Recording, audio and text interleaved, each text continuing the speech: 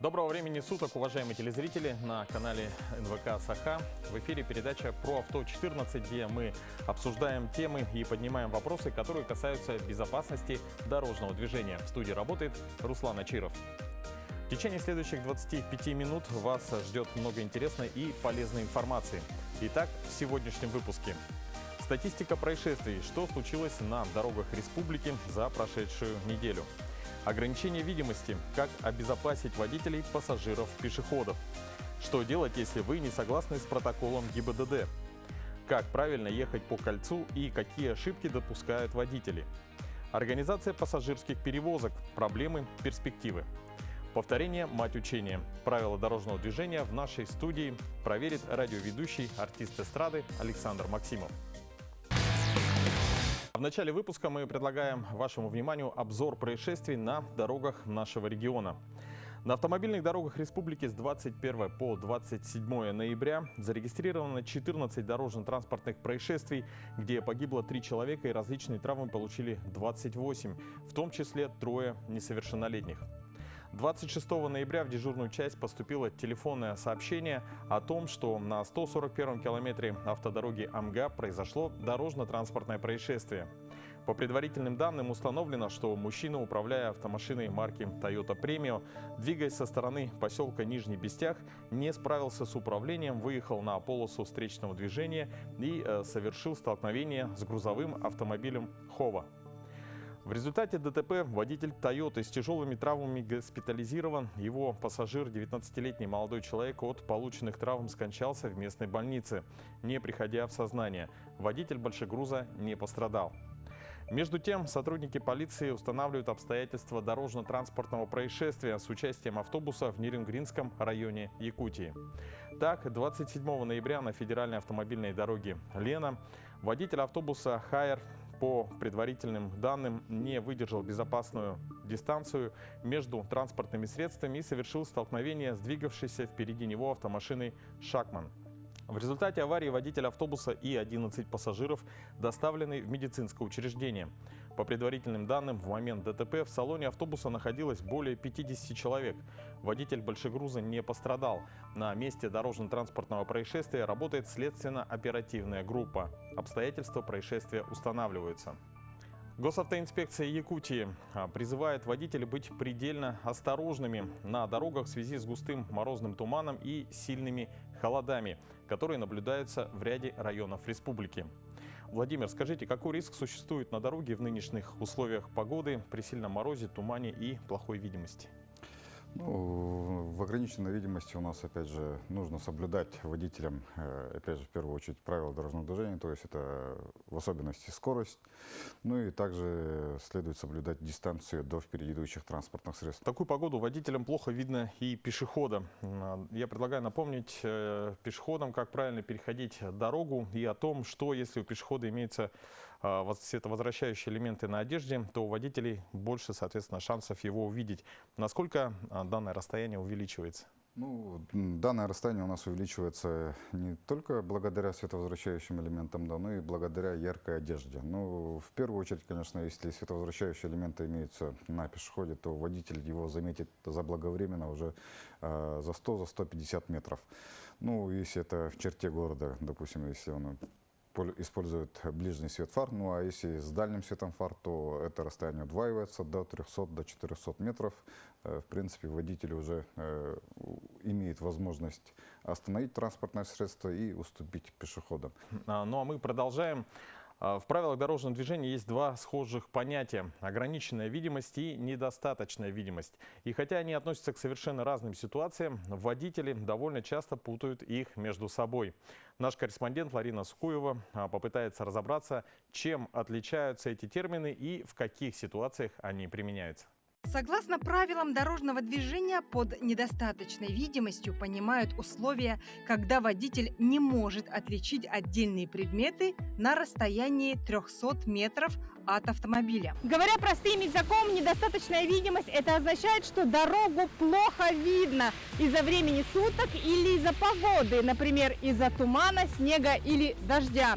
Но водителям сегодня повезло, сегодня хорошая погода. Недостаточная видимость на дороге может стать причиной дорожно-транспортных происшествий, поэтому налагает на автолюбителей обязанности по выбору режима движения. Поэтому водителям обязательно следует соблюдать безопасную скорость движения, ну и, соответственно, дистанцию до впереди идущих транспортных средств. Ну и также не стоит забывать о том, что у нас есть в транспортных средствах дополнительные световые приборы в виде туманок, да, и в условиях недостаточной видимости, то есть тумана, снегопада и так далее, да, водителям следует, опять же, включать противотуманные фары совместно с ближним светом фар. Ограниченная видимость – это видимость водителям дороги в направлении движения, ограниченная рельефом местности, геометрическими параметрами дороги, растительностью, строениями, сооружениями или иными объектами, в том числе транспортными средствами. Означает, что дорогу плохо видно из-за каких-либо объектов на проезжей части, либо вблизи нее. Например, на обочине растут кусты, которые своими ветками заслоняют часть дороги. Ограниченная видимость возникает на поворотах и подъемах. Об их приближении, как правило, предупреждают дорожные знаки. Также ограниченная видимость может возникнуть при остановке машин на дороге в случае неисправности или ДТП. Здесь должны выставляться аварийные знаки водителям, чье транспортное средство явилось причиной помехи обзора. И главным правилом движения на участках с ограниченной видимостью является движение по своей стороне дороги. Напомним, что круговые перекрестки, перед которыми установлен знак 4.3, имеют статус главной дороги. Поэтому все водители, уже находящиеся на кольце, обладают приоритетом по отношению к подъезжающим автомобилистам. Но с какого ряда нужно въезжать на перекресток с круговым движением? Как перемещаться по кольцу, чтобы не мешать остальным водителям? Об этом смотрите в нашем следующем сюжете. Обратимся к пункту 8.5 правил дорожного движения.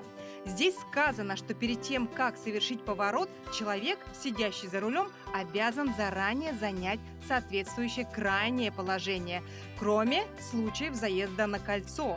Получается, что по закону автомобилист вправе въехать на круговой перекресток с любой полосы. Заезд на перекресток с круговым движением возможен с любой полосы, то есть с крайней левой или с крайней правой полосы. Но при этом надо учитывать то, что когда заезжаете, например, с крайнего левого ряда, с правой стороны у вас тоже находится транспортное средство. То есть в данном случае, если находится справа транспортное средство, лучше заезжать на крайнюю левую полосу. Водитель, въехавший с крайнего правого ряда, на кольце обязан занять правую полосу. При въезде со среднего ряда необходимо переместиться в средний ряд круга, а при езде по крайней левой полосе – в левый. Только так можно обеспечить упорядоченность и минимизировать риск аварии. При заезде, в данном случае, надо будет включить правый указатель поворота. И при перестроении тоже включаем правый сигнал поворота. И при выезде с перекрестка тоже включаем сигнал поворота. Теоретически двигаться внутри кольца можно по любому ряду. Но вот съезжать с него, согласно все тому же пункту 8.5 ПДД, нужно только с крайней правой полосы. К сожалению, многие водители про это правило забывают. Отдельные автомобилисты пытаются выехать с круга из среднего или даже внутреннего левого ряда. Внутри кольца необходимо правильно перестраиваться. Если мы заехали с крайней левой полосы на крайнюю левую полосу сюда, чтобы выехать, например, здесь, это у нас получается третий съезд, движемся по кругу и где-то вот на этом участке начинаем перестраиваться, не создавая помех тем, кто уже будет выезжать. Где-то здесь начинаем перестраиваемся и уже с крайней правой полосы выезжаем. Но если вам нужно попасть в соседний съезд, вы можете преодолеть необходимое расстояние по крайней правой полосе. И не забывайте, что перед съездом с кольца необходимо вновь включить правый поворотник. В ПДД 2022 года правила перевозки пассажиров выделены в отдельный раздел, который называется «Перевозка людей». Заметим, что речь идет именно о пунктах правил дорожного движения, которые должен соблюдать водитель транспортного средства при перевозке пассажиров. Но нам кажется, что об этом должен знать не только сам водитель, но также и пассажиры. Более подробно об этих правилах нам расскажет старший госинспектор дорожно-патрульной службы, старший лейтенант полиции Георгий Васильев. Георгий, здравствуйте. Здравствуйте. Каким требованиям сейчас должен соответствовать автобус, предназначенный для перевозки пассажиров? Ну, во-первых, транспортное средство для перевозки пассажиров должно быть технически исправным, то есть должен иметь действующую диагностическую карту, которая дает допуск его перевозки пассажиров. А какие существуют требования непосредственно к самому водителю? Но водитель у нас должен иметь категорию, соответствующую категорию D для управления транспортным средством. Также для организованной перевозки групп детей требуется стаж не менее 1 года. И в течение года водитель не должен быть привлечен к административной ответственности, которая запрещает ему управление транспортным средством. Мы знаем, что в ПДД также есть пункты с требованиями к пассажирам автобуса. О каких требованиях идет речь? Ну, во-первых, пассажиры должны быть пристегнуты ремнем безопасности, если это предусмотрено заводом-изготовителем транспортного средства. Также посадка-высадка пассажиров должна осуществляться непосредственно после остановки транспортного средства. Также пассажиры запрещается им мешать водителю при управлении транспортным средством. Пункт 22.7 гласит, что водитель обязан осуществлять посадку и высадку пассажиров только после полной остановки транспортного средства, а начинать движение только с закрытыми дверями и не открывать их до полной остановки. Но неоднократно я наблюдал такую ситуацию, когда водитель автобуса либо легкового автомобиля трогается с места еще до того, как была закрыта дверь. Вот как вы комментируете такую ситуацию? Ну, за данное нарушение правил дорожного движения предусмотрена административная ответственность статьей 12.23 частью 2, и штраф составляет 500 рублей. А что насчет количества пассажиров? Вот какое количество пассажиров должно быть в транспортном средстве? В транспортном средстве пассажиров должно быть по количеству сидячих мест. Не все автобусы оснащены ремнями безопасности. Какой штраф, во-первых, предусмотрен в этом случае? И что вы скажете про те автобусы, в которых пассажиры передвигаются стоя? Во внутригородском сообщении транспортные средства без ремней безопасности, ну, наши автобусы, они допускаются к перевозкам пассажиров. Это допустимо. А в междугороднем сообщении транспортные средства должны быть конкретно укомплектованы ремнями безопасности. За отсутствие ремней безопасности, за непристегнутый ремень штраф 1000 рублей. Ну вот у нас также есть несколько вопросов от наших телезрителей. Первый вопрос звучит таким образом. Можно ли перевозить ребенка в автокресле в кабине грузового автомобиля? Допустимо перевозить детей в кабине грузового транспорта, но ребенок до 7 лет у нас должен перевозиться непосредственно в кресле, в детском удерживающем устройстве. Следующий вопрос. В машине 5 мест, нас 3 взрослых вместе с 2 детьми. Все пристегнуты ремнями безопасности, 1 ремень на 2 детей. Но вместо кресел обычные высокие подушки, чтобы ремень безопасности не давил шею ребенка. Будет ли считаться такая перевозка пассажиров нарушением ПДД? Каждый пассажир должен пристегиваться ремнем безопасности. Кроме того, дети до 7 лет, повторюсь, должны сидеть в детском удерживающем устройстве, то есть непосредственно в кресле. И все пассажиры должны быть пристегнуты ремнями безопасности. А можно ли перевозить 4-летнего ребенка на мотоцикле-одиночке, то есть без коляски, посередине между родителями, ну и, конечно, ребенок в шлеме? Такая перевозка запрещается. Дети до 12 лет не должны перевозиться у нас в мотоцикле. У меня автобус на 18 мест. Места для пассажиров в салоне не были оборудованы ремнями безопасности изначально. Хочу поехать на нем в другой регион России. Могу ли перевозить людей на таком автобусе? И что мне грозит, если нельзя? Согласно правилам дорожного движения, транспортные средства, автобусы в междугороднем сообщении должны быть оснащены ремнями безопасности. То есть данная перевозка запрещается.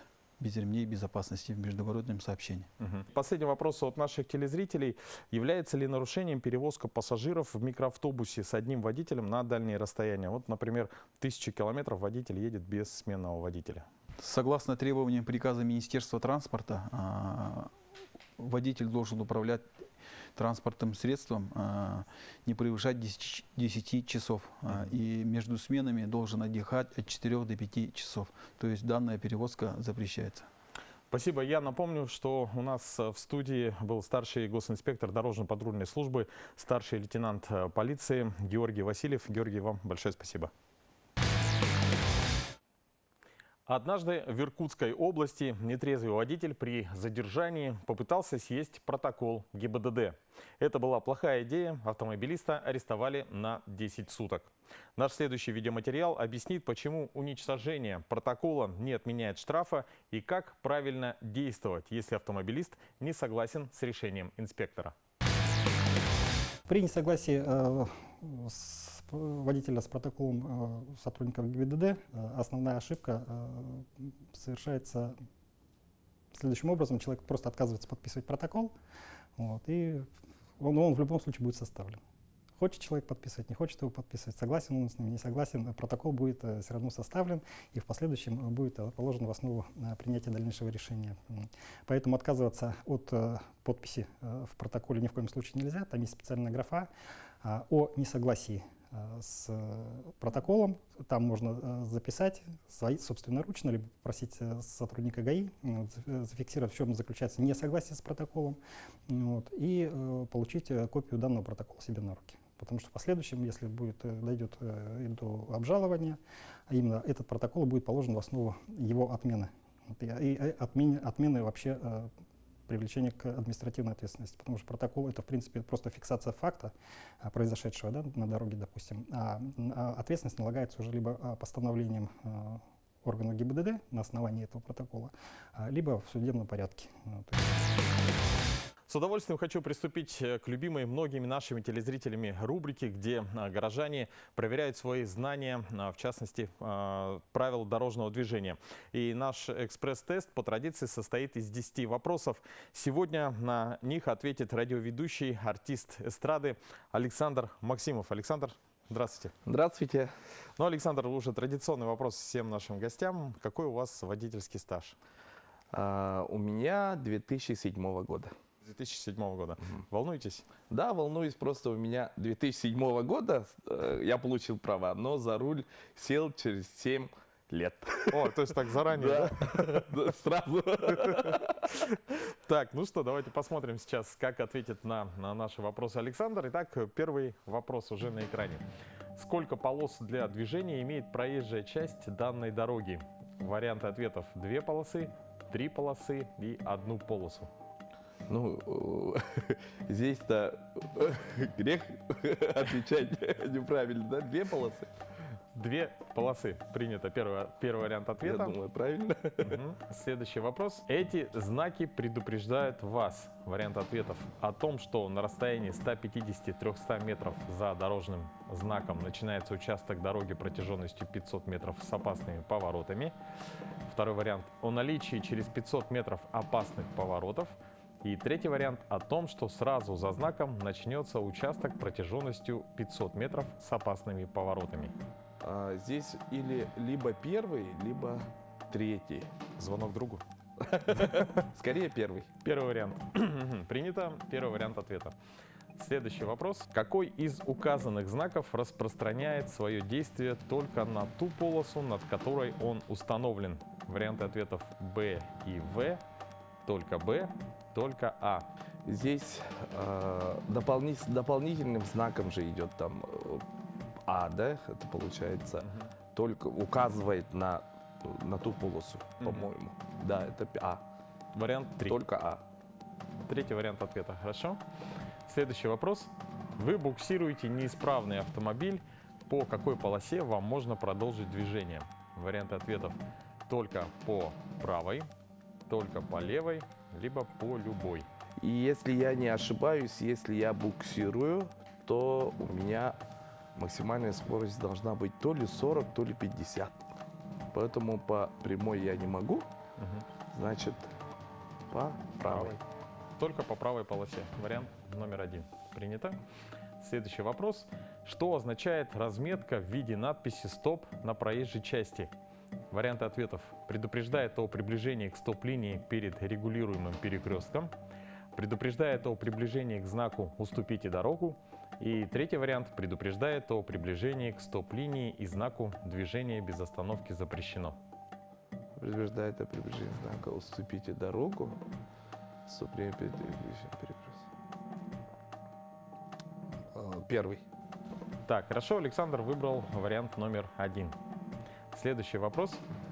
Каким транспортным средством разрешено движение прямо? Варианты ответов: легковому и грузовому автомобилям, только грузовому автомобилю и автобусу, всем перечисленным транспортным средствам. Ну, легковой вот налево показывает, да? Мгм. Получается. Стрелка влево. Лево, разворот или поворот. Ну, тогда только получается только вперед грузовику. Следующий вопрос. Вы намерены продолжить движение по главной дороге. Обязаны ли вы при этом включить указатели правого поворота? Варианты ответов: обязаны только при наличии движущегося сзади транспортного средства. Второй вариант: не обязаны. И третий вариант: обязаны. Ну, всегда обязан, это точно. Обязаны, да. Включить Обязан. поворот. Так, третий Третий. вариант выбран. Хорошо, следующий вопрос. Кто должен уступить дорогу? Варианты ответов: водитель грузового автомобиля, либо водитель легкового автомобиля. Таких участков у нас мало, да? Что-то в Якутске.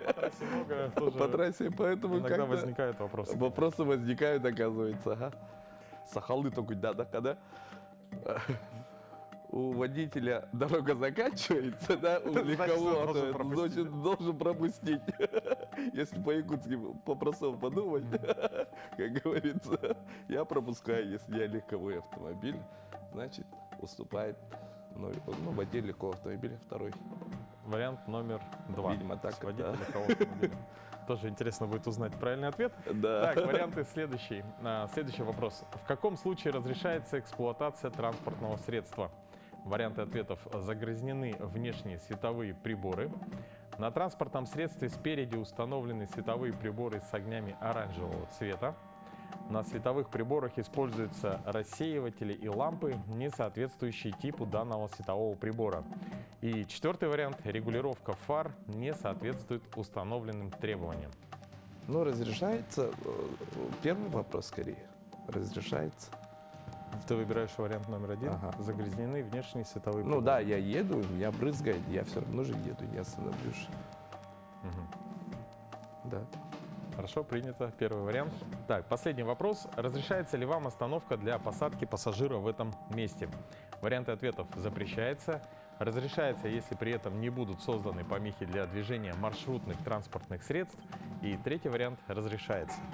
Я всегда так останавливаюсь, если у меня пассажиры. Поэтому я думаю, что разрешается, но при этом я смотрю, не мешаю ли я автобусам.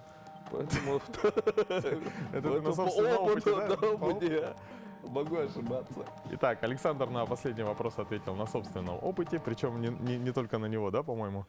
Но сейчас мы узнаем правильные варианты, и результаты Александра проверит преподаватель автошколы «Фаворит» Наталья Ленских. Здравствуйте, уважаемые телезрители. Александр, здравствуйте. Александр ответил на 10 вопросов, и первый вопрос был: сколько полос для движения имеет проезжая часть данной дороги? Действительно, данная дорога имеет две полосы для движения. Несмотря на то, что вы сомневались на этом вопросе, вы ответили правильно. Помните о том, что предупреждающие знаки, они устанавливаются на определенном расстоянии. В населенном пункте это от 50 до 100 метров, вне населенного пункта от 150 до 300. Вы правильно ответили. И действительно, знак А имеет дополнительную стрелку, которая говорит, что знак распространяется только на ту полосу, над которой он установлен. Ответ был правильным. Несмотря на ваши сомнения, 40 или 50, я вам напомню, что ограничение скорости при буксировке – это 50 км в час. Вы ответили правильно. Разметка в виде надписи «Стоп» говорит нам о том, что мы приближаемся к месту, где будет установлен знак «Движение без остановки запрещено». Это был неверный ответ. Движение прямо действительно разрешено только грузовому автомобилю. Правильный ответ. Указатели правого поворота в данной ситуации, конечно, обязаны. Всегда обязаны, как вы правильно сказали. Мне понравились ваши рассуждения. И у нас даже в черте города есть такие места. Внимательно смотрите на знаки. И да, вы рассуждали правильно, на вашем опыте. Действительно, на дорогу должен уступить водитель легкового автомобиля. Здесь вы ошиблись. Эксплуатация транспортного средства разрешается, если на нем установлены световые приборы с огнями оранжевого цвета. А вот если у вас загрязнены внешние световые приборы, то вы становитесь опасным. А Для если я окружающих еду? вас не видно. И вам тоже плохо видно. Вы должны остановиться и протереть световые приборы. И здесь вы тоже ответили правильно и поступаете правильно в жизни. Действительно, остановиться на автобусной остановке можно для посадки и высадки пассажиров, но нужно убедиться, что вы не создаете помех маршрутным ТС. Александр, вы ответили из 10 вопросов на 8 вопросов правильно. 2 вопроса вы допустили ошибки.